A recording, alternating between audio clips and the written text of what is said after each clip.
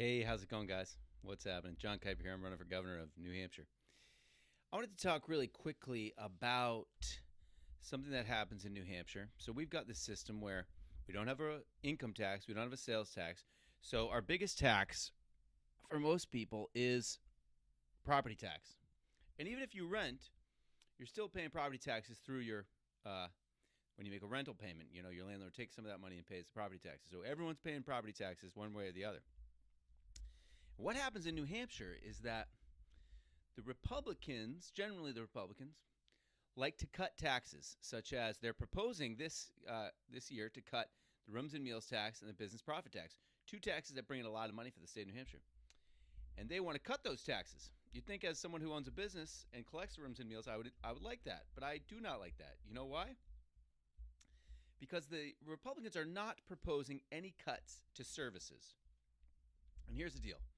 We pay taxes and we get services like schools, roads, water, and I like those things. But the Republicans aren't proposing any cuts to services. They just want to cut the taxes. And what they claim is that when you cut taxes on businesses, that businesses make more money and then end up paying more taxes, so they pay for themselves. And this is a lie. It's a lie. It's called Reaganomics or trickle-down economics, and it is a lie. Okay, it's not true. It doesn't happen, and there's plenty of evidence that this doesn't happen. So what I will say to you, and what we should all say, is whenever you hear a politician say, I'm going to cut your taxes, you got to say, what services are you going to cut? You get it? So if you hear it, remember, everyone say it with me now. When a politician says, I'm going to cut your taxes, say, what services are you going to cut? And if they're going to cut some services, fair enough. At least we know what services are going to cut. Because two things happen if they don't. On the state level, if they don't cut a service, it means your property taxes are going up, because that's the tax of last resort. Okay? Why do your property taxes go up?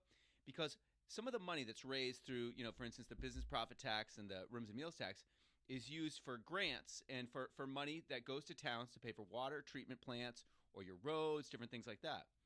And if that money doesn't get collected because the taxes are reduced, then the towns still have to maintain the water system and maintain the roads. So they just have to and the schools, they have to raise your property taxes to pay for those things. Have you noticed how your property taxes keep going up every year? Yeah, well, they keep cutting taxes in Concord. Yep. That's because they are offloading the cost in a different form from corporations to you as a homeowner. Now, again, I would love to not pay any taxes. Wouldn't that be great? But guess what? We have things that we need as a civilization to pay for.